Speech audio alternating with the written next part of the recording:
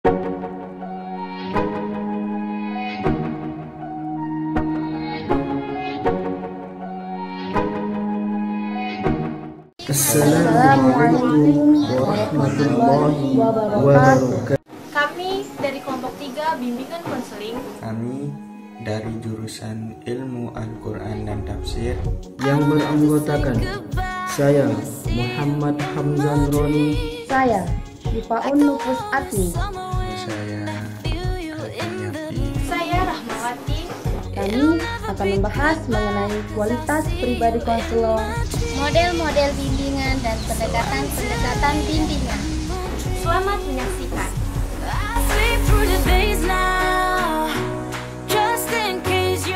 Saya Rahmawati dengan NIM 170601005 sebagai pemateri pertama dari kelompok 3 akan membahas mengenai program bimbingan dan konseling komprehensif. Program BK komprehensif diklarifikasikan menjadi 4 layanan. Yang pertama, layanan dasar bimbingan. Yang kedua, layanan responsif. Yang ketiga, layanan perencanaan individual. Dan yang terakhir adalah dukungan sistem. Yang pertama, layanan dasar bimbingan merupakan layanan bantuan bagi peserta didik atau siswa melalui kegiatan-kegiatan di luar maupun di dalam kelas yang disajikan secara sistematis agar dapat membantu siswa mengembangkan potensinya secara. Adapun tujuan dari layanan dasar bimbingan, di sini saya akan menyebutkan 3, yaitu yang pertama, sadar akan posisi diri dalam lingkungan. Yang kedua adalah mampu mengembangkan keterampilan secara memadai atau tepat dalam lingkungan. Dan yang terakhir adalah mampu menyelesaikan permasalahannya dan memenuhi kebutuhannya. Yang kedua adalah layanan responsif. Layanan responsif merupakan layanan bantuan bagi peserta didik atau siswa yang sedikit dirasakan menghambat dalam menyelesaikan permasalahannya atau yang memerlukan bantuan secara segera. Nah, adapun di sini tujuan dari layanan responsif ada 2. Yang pertama, membantu siswa memenuhi kebutuhannya dengan segera, dan yang kedua adalah membantu siswa menyelesaikan permasalahannya. Yang ketiga adalah layanan perencanaan individual. Di sini layanan perencanaan individual adalah layanan bantuan agar para siswa atau peserta didik dapat merencanakan masa depannya sesuai dengan kelemahan atau kekuatan dalam dirinya. Dan tujuan dari layanan perencanaan individual yaitu yang pertama, memiliki kemampuan dalam merumuskan tujuan dan rencana perkembangan dirinya. Yang kedua adalah mampu belajar memantau perkembangan diri. Dan yang terakhir adalah mampu merealisasikan tujuan yang sudah dirumuskan. Yang terakhir adalah dukungan sistem. Dukungan sistem merupakan komponen layanan atau kegiatan manajemen. 3 layanan yang sudah saya sebutkan tadi merupakan layanan secara langsung, sedangkan dukungan sistem adalah layanan secara tidak langsung. Di sini fungsinya adalah memfasilitasi kelancaran perkembangan siswa. Nah, tujuannya dari dukungan sistem ini adalah memantapkan dan memelihara program bimbingan secara menyeluruh melalui yang pertama, pengembangan profesionalitas, hubungan masyarakat dan staf. Yang ketiga, konsultasi dengan guru. Yang keempat, manajemen program serta penelitian dan pengembangan. Mungkin itu saja dari saya. Sekian. Materi selanjutnya akan disampaikan oleh pemateri berikutnya. saya di sini Muhammad Hamzan Roni. Saya sebagai pemateri kedua di sini akan menyampaikan tentang kualitas pribadi konselor. Nah, di mana di sini kualitas pribadi konselor itu sangat penting dalam konseling. Karena ada juga beberapa pendapat mengemukakan bahwa kualitas pribadi konselor ini adalah sebagai penentu untuk tercapainya dalam konseling yang efektif. Dan di sini juga banyak yang tidak, seorang klien atau seorang klien itu tidak ingin pergi ke ruang bimbingan atau konselor atau kepada calon konselor atau guru pembimbing. Bukan karena seorang pembimbing itu tidak memiliki keilmuan dalam ilmu bimbingan, tetapi terkadang juga seorang klien itu tidak merasakan kenyamanan, atau bisa juga dikatakan seorang konselor itu tidak memiliki keramahan atau dia memiliki rasa judes terhadap klien. maka di sana seorang klien itu akan merasakan tidak nyaman atau lain sebagainya dalam ruang bimbingan itu. Makanya di sini Capanak mengemukakan tanda-tanda seorang konselor itu ada beberapa karakteristik. Yang pertama yaitu tentang pemahaman diri. Nah, di mana di sini seseorang konselor harus memahami dirinya sendiri. Dia memahami dirinya dengan baik, dia memahami secara pasti apa yang dia lakukan, mengapa dia melakukan itu, dan masalah apa yang harus diselesaikan oleh seorang calon konselor itu. Nah, di sini juga dengan kita memahami diri kita sendiri itu, maka kita akan dapat mengajari atau mengasih tahu terhadap seseorang cara kita memahami diri kita itu. Bagaimana cara kita memahami diri kita dengan baik? Itu kita dapat bisa mengajari kepada seorang klien. Dan juga di sini alangkah baiknya dengan kita memahami diri kita itu, maka kita bisa menyadari, bisa sadar di mana letak kekurangan dan kelebihan kita sendiri itu. Selanjutnya yaitu karakteristik tentang kompeten, terus memiliki kesehatan psikologis, dapat dipercaya, jujur, kuat, hangat, responsif, dan sabar, dan memiliki kesadaran holistik. Selanjutnya yaitu ada juga beberapa pendapat tentang kualitas pribadi konselor, yaitu Hamrin dan Paulsen. Di sini yang dua ini mengemukakan sifat-sifat konselor yang baik itu, yaitu memahami dirinya dan memahami seorang klien, simpatik, bersahabat, memiliki sense of humor, emosinya stabil, toleran, bersih dan tertib, terus kalem, lapang hati, menyenangkan, memiliki kecerdasan sosial, dan bersikap tenang. Yang tadi itu adalah pendapat tentang kualitas konselor. Selanjutnya yaitu model-model bimbingan. Nah, di mana di sini model-model bimbingan itu adalah model bimbingan periode awal. Di sini di mana model bimbingan periode awal ini ada dua, yaitu yang pertama itu model personian, yang kedua itu bimbingan yang identik dengan pendidikan. Mungkin hanya ini dari pemateri kedua. Bila banyak kesalahan, mohon maaf. Saya Alvin Yapi, saya dari kelompok 3 yang akan membahas tentang submateri dari model-model bimbingan. Yang pertama itu, di sini saya akan menggambarkan terlebih dahulu apa-apa saja bagian dari model bimbingan tersebut. Yang pertama di sini ada yang model bimbingan periode berikutnya, yang dimana periode berikutnya ini ada 4 yang akan kita bahas. Yang pertama yaitu bimbingan sebagai distribusi dan penyesuaian, kemudian bimbingan sebagai proses klinis, kemudian yang ketiga yaitu bimbingan sebagai pengambilan keputusan, kemudian yang keempat bimbingan sebagai sistem elektif. Kemudian adapun di sini model bimbingan kontemporer. Yang pertama yaitu di sini ada 6 bagian. Yang pertama yaitu bimbingan sebagai konstelasi layanan, kemudian adapun bimbingan perkembangan, kemudian ada bimbingan sebagai ilmu pengetahuan tentang kegiatan yang bertujuan. Kemudian yang keempat di sini bimbingan sebagai rekonstruksi sosial. Kemudian yang kelima yaitu bimbingan sebagai pengembangan diri. Kemudian yang terakhir di sini konseling keterampilan hidup. Baik, langsung saja di sini ada model bimbingan periode berikutnya. Yang pertama yaitu bimbingan sebagai distribusi dan penyesuaian. Pada pertengahan tahun 1920-an, seorang tokoh bernama William M. Proctor mengemukakan bahwa sekolah menengah atas di Amerika itu sangat memerlukan program bimbingan. Beliau berpendapat bahwa bimbingan merupakan kekuatan mediasi. Kemudian pada tahun 1930-an, tokoh House dan Kafouver memperkuat pendapat William M. Proctor, yaitu bahwa bimbingan berfungsi distributif dan penyesuaian.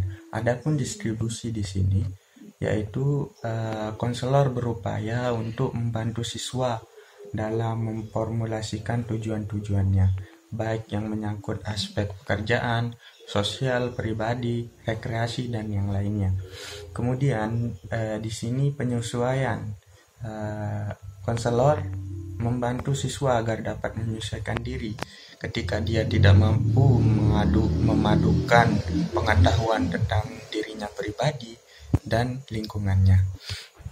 Kemudian di sini yang kedua yaitu bimbingan sebagai proses klinis. Bimbingan proses klinis ini diperkenalkan pertama kali oleh M.S. Petals, Donald G. Peterson, and E.G. Williamson. Model bimbingan ini model bimbingan klinis ini pendekatannya bersifat direktif yang hasilnya sering efisien dan ekonomis. Kemudian yang ketiga di sini ada bimbingan sebagai pengambilan keputusan, yaitu kalau dilihat dari orang yang pertama kali menggagaskan ini adalah yaitu Jones dan Mayer. Model bimbingan klinis ini sangat berkontribusi terhadap pengembangan sikap demokratis para siswa, karena mereka dilibatkan dalam proses pengambilan keputusan. Mohon maaf, yang ketiga itu pengambilan keputusan. Kemudian di sini yang keempat ada di sini bimbingan sebagai sistem elektik. Kata elektik itu sendiri berarti menyeleksi atau memilih doktrin atau metode yang tepat dari berbagai sumber, teori ataupun sistem.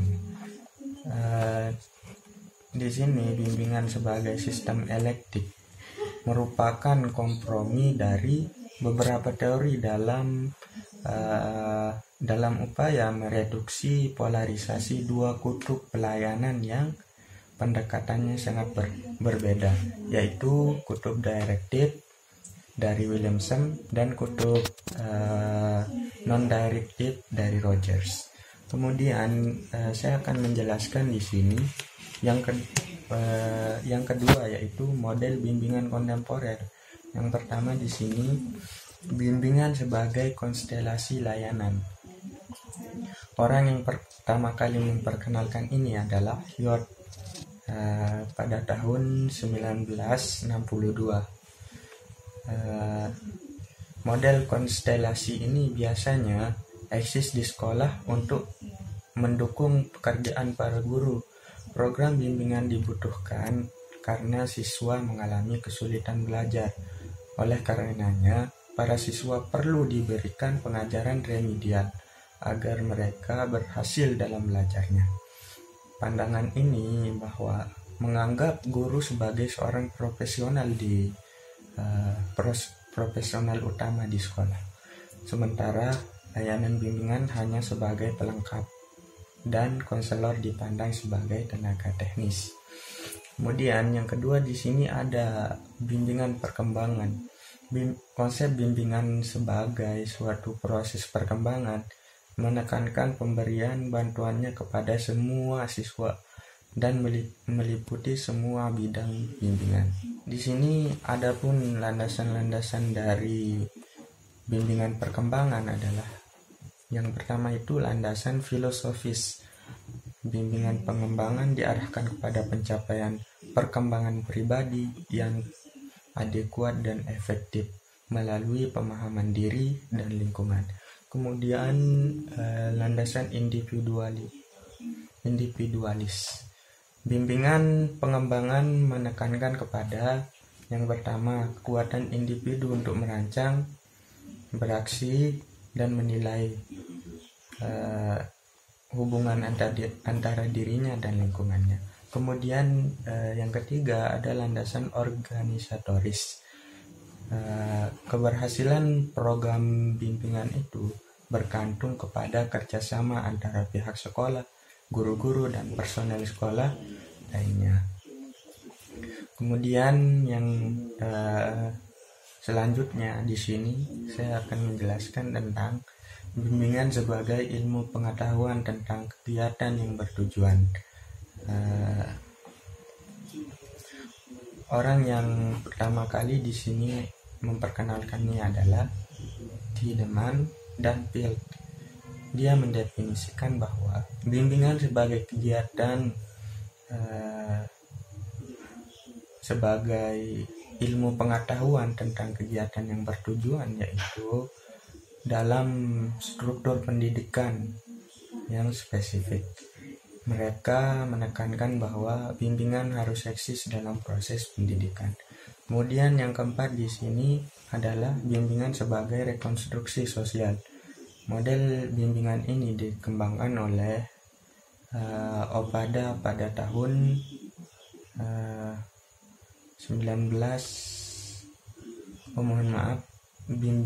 model bimbingan ini dikembangkan oleh Edward J. Soben pada tahun 1962. Dia berpendapat bahwa konselor adalah leader dalam merekonstruksi sosial di sekolah, seperti dalam pengelompokan siswa, memberikan kontribusi dalam pengembangan kurikulum yang mendorong terciptanya kehidupan yang terpuji.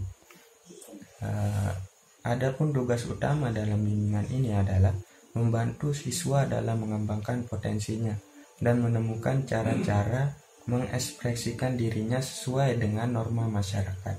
Kemudian yang kelima di sini bimbingan sebagai pengembangan pribadi. Sejarahnya di sini dikembangkan oleh Chris D. Kehas pada tahun 1960-an. Model ini merupakan tahap awal dalam membangun kerangka kerja konseling di sekolah. Kehas berpendapat bahwa teaching and counseling merupakan dua pendekatan yang berhubungan dengan siswa yang bersifat komplementer dan kolaboratif. Dua pendekatan itu sama-sama penting dalam rangka mencapai tujuan pendidikan.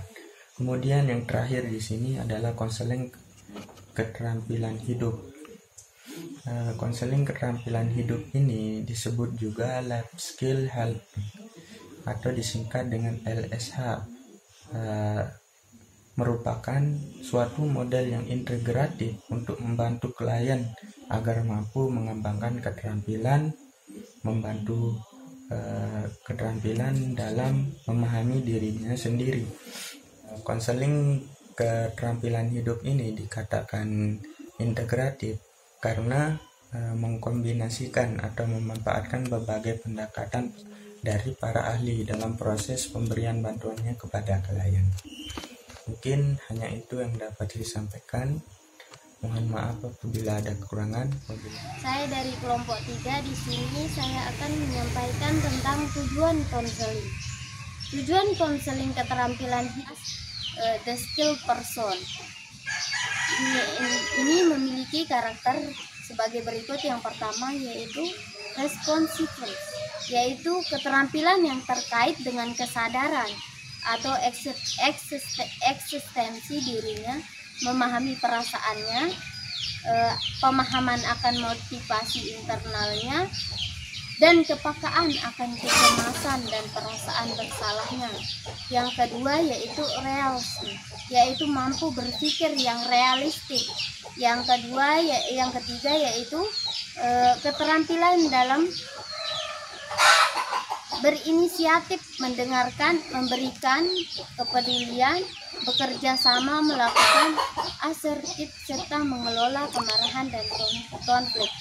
Yang keempat yaitu wedding activity yang meliputi keterampilan mengidentifikasi minat, keterampilan bekerja, keterampilan studi, keterampilan memanfaatkan waktu luang, keterampilan memelihara kesehatan fisik. Yang kelima yaitu right and work, yang artinya yang terkait dengan keterampilan menerapkan etika dan moral kehidupan kepada masyarakat. Bertujuan untuk memberdayakan atau membantu individu sebagai berikut. Yang pertama yaitu individu atau klien mampu membantu dirinya sendiri, self-helping, yaitu dengan cara mengembangkan keterampilan berpikir dan bertindak agar ia mampu mencegah masalah yang dihadapinya sekarang dan mampu mencegah terjadinya masalah yang akan datang. Keterampilan berpikir ini ditandai dengan karakteristik yang pertama yaitu memiliki tanggung jawab sendiri untuk melakukan pilihan sesuai dengan apa yang dipikirkan dan dirasakannya.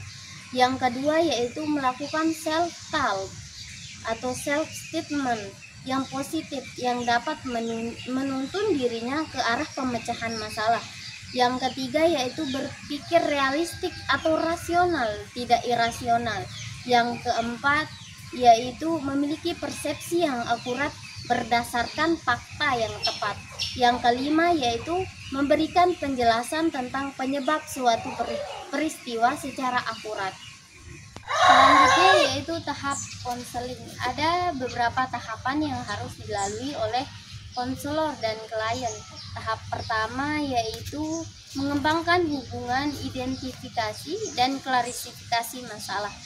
Nah, tahap ini merupakan tahap awal bagi klien dan konselor. Nah, ada dua sifat yang saling tumpang tindih dalam tahap ini. Tahap pertama yaitu mengembangkan hubungan konseling yang suportif, dan yang kedua yaitu kerjasama dengan klien untuk mengidentifikasi dan memperoleh deskripsi yang jelas tentang masalah yang dialami klien. Yang dimaksud dengan hubungan yang suportif di sini bukan hanya sekedar menciptakan hubungan yang hangat, kerjasama, kejujuran, dan lain sebagainya. Akan tetapi lebih dari itu, mengembangkan dukungan pribadi pada klien itu jauh lebih penting. Nah, pada tahap ini konselor itu menggunakan keterampilannya untuk memberikan dukungan emosional kepada klien agar mau menceritakan masalahnya itu. Konselor bersama klien berkolaborasi untuk mengeksplorasi, mengklarifikasi, dan memahami masalah. Selanjutnya yaitu tahap 2, menilai masalah dan mendefinisikan kembali masalah pokok klien. Nah, pada tahap 2 ini konselor tahap yang kedua yaitu menilai masalah dan mendefinisikan kembali masalah pokok klien. Nah, pada tahap 2 ini konselor menganalisis kembali informasi pada tahap 1 untuk memperoleh hipotesis jawaban sementara tentang bagaimana klien itu berpikir dan bertindak sehingga ia mendapatkan masalah. Nah, di sini konselor bersama klien itu berkolaborasi untuk mendefinisikan dan menemukan masalah terkait tentang terkait dengan keterampilannya yang lemah dan mengatasi masalah tersebut. Bismillahirrahmanirrahim. Pada kesempatan kali ini saya selaku pemateri terakhir akan menyampaikan 2 materi, yakni yang pertama mengenai konseling religius dan yang terakhir yakni pendekatan konseling. Yang pertama, apa sih konseling religius itu? Konseling religius atau konseling Islami adalah suatu proses pemberian informasi kepada individu atau pemberian bantuan kepada individu baik secara perorangan maupun secara kelompok agar sang individu mendapatkan pencerahan dalam memahami dan mengamalkan nilai-nilai agama melalui uswatun hasanah, pendekatan atau pembiasaan, dialog, dan pemberian informasi yang berlangsung sejak usia dini sampai dengan usia tua yang bertujuan untuk mencapai kebahagiaan baik di dunia maupun di akhirat. Jadi secara umum tujuan dari bimbingan konseling religius ini atau bimbingan konseling Islami ini adalah yakni agar individu menyadari jati dirinya sebagai khalifah, agar menyadari dirinya sebagai hamba Allah dan menjadi khalifah di muka bumi ini, serta mampu mewujudkan segala perintah Allah dan menjauhi segala larangannya agar kelak kita mencapai kebahagiaan baik itu di dunia maupun di akhirat. Kemudian kita berlanjut kepada bidang-bidang yang terdapat dalam konseling religius ini. Yang pertama yakni bidang pribadi. Di mana dalam bidang pribadi ini di sini ditekankan kepada masalah-masalah pribadi yang dialami oleh seorang klien, di mana seperti misalnya pribadi buruk seperti memiliki akhlak tercela. Nah, di sini tugas konselor yakni memperbaiki atau mencegah agar akhlak-akhlak buruk itu tidak semakin terjadi atau mengantisipasi agar tidak terjadinya suatu akhlak tercela kepada diri seseorang. Kemudian yang kedua yakni dalam bidang sosial, di mana sebagaimana yang kita ketahui hidup bermasyarakat itu pasti kita akan menemukan banyak sekali tipe orang gitu. Jadinya kebanyakan kita temukan tidak semua orang memiliki kepribadian yang sama dengan kita, sehingga cekcok, perbedaan pendapat dan sebagainya bisa saja terjadi. Oleh sebab itu, pada bidang sosial ini, sang konselor memberikan arahan, memberikan pengetahuan kepada kliennya bagaimana sih cara bersosialisasi yang baik dan benar menurut hukum Islam. Kemudian bidang yang ketiga yakni bidang pernikahan dan keluarga. Sebagaimana yang kita ketahui, pernikahan merupakan suatu hal yang sakral dan merupakan sunnah yang dianjurkan oleh Rasulullah SAW. Namun dewasa ini banyak kita temukan bahwa orang tidak lagi menganggap bahwa pernikahan itu sakral. Terjadi pergaulan bebas, terjadi seks pranikah. Jadinya di sini sang konselor memberikan pemahaman kepada orang banyak bagaimana sih cara berperilaku atau cara bergaul di dalam Islam, sehingga pergaulan bebas itu bisa dihindari. Kemudian setelah terjadinya pernikahan tentu saja akan menimbulkan suatu keluarga, di mana keluarga tersebut akan terdiri dari suami, istri, anak dan sebagainya. Nah, apabila suatu keluarga baik, maka baik juga keadaan anggota keluarga tersebut. Namun apabila terjadi broken home atau masalah di dalam keluarga tersebut, maka itu juga akan berdampak negatif kepada anggota keluarganya. Sehingga di sini konselor memberikan arahan, memberikan pemahaman, memberikan pengetahuan dan informasi kepada anggota keluarga bagaimana sih untuk menjalankan keluarga yang baik dan benar menurut Islam, sehingga dapat mewujudkan keluarga yang sakinah mawaddah warahmah. Yang kemudian yang kelima dalam bidang menuntut ilmu atau thalabul ilmi. Sebagaimana yang kita ketahui di dalam Islam itu bisa dikatakan menuntut ilmu itu adalah perihal yang wajib. Banyak hadis-hadis yang mengatakan bahwa menuntut ilmu itu adalah perihal yang wajib. Namun di tengah modernisasi saat ini masih banyak orang-orang yang menganggap bahwa pendidikan atau menuntut ilmu itu tidak terlalu penting. Jadi di sini tugas konselor adalah memberikan pemahaman kepada orang-orang tersebut, memberikan pemahaman kepada orang-orang muda khususnya untuk senantiasa menganggap bahwa menuntut ilmu itu penting, atau sehingga menuntut ilmu itu diwajibkan dari sejak kecil sampai hingga nanti kelak akhir hayatnya. Kemudian bidang yang terakhir yaitu bidang pekerjaan, di mana di sini sang konselor memberikan pemahaman kepada kliennya bahwa di dalam agama Islam bekerja itu atau mencari nafkah itu merupakan suatu hal yang wajib, terutama bagi laki-laki. Nah, jadi di sini sang konselor memberikan pemahaman bagaimana sih cara mencari pekerjaan yang baik, terus bagaimana sih biar kita mencari pekerjaan itu pekerjaan yang halal gitu. Bagaimana sih akhirnya nanti kemudian kita menggunakan gitu hasil uang yang kita peroleh dari pekerjaan tersebut. Nah, kemudian kita pembahasan selanjutnya kita berpindah kepada kegiatan layanan. Di sini kegiatan layanan ada 4 kegiatan layanan. Yang pertama yaitu tabayun, di mana tabayun di sini adalah seorang konselor memahami atau mengetahui informasi pribadi dari kliennya. Jadi di sini sebelum memberikan konseling, sang konselor itu mencari terlebih dahulu informasi sebanyak mungkin mengenai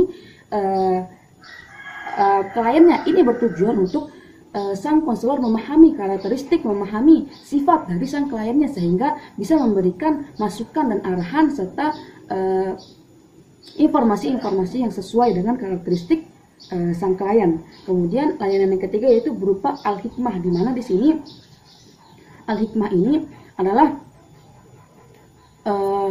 dia memberikan informasi ilmuwan itu, atau dia memberikan kayak informasi-informasi kepada sang klien yang berguna gitu untuk mengoptimalkan dan mengaktualisasikan potensi diri dari sang klien tersebut. Yang ketiga kemudian yaitu layanan mau'idah, di mana di sini sang konselor memberikan nasihat-nasihat atau tausiah kepada kliennya seperti kisah-kisah pada zaman dahulu, kisah-kisah yang dialami Rasulullah, masalah-masalah yang terjadi pada zaman dahulu, sehingga diharapkan dengan memberikan kisah-kisah tersebut, dengan memberikan ceramah-ceramah tausiah-tausiah tersebut bisa menjadikan pedoman kepada sang klien dalam menyelesaikan masalahnya. Kemudian yang ketiga yaitu mujadalah, di mana mujadalah di sini adalah konseling kelompok. Jadi yang dikonseling ini adalah beberapa orang, kemudian digabungkan menjadi kelompok. Di sini sang konselor tidak banyak berbicara. Di sini sang konselor memberikan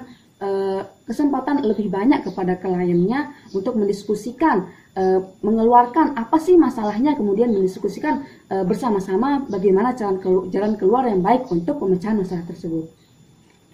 Kemudian tentu saja syarat menjadi konselor dalam konseling religius ini, yang pertama dia beriman dan bertakwa kepada Allah SWT dan Rasulullah SAW. Kemudian dia memiliki akhlak yang baik, dan yang terakhir tentu saja dia memiliki keilmuan tentang bimbingan dan konseling, keilmuan profesional tentang bimbingan dan konseling.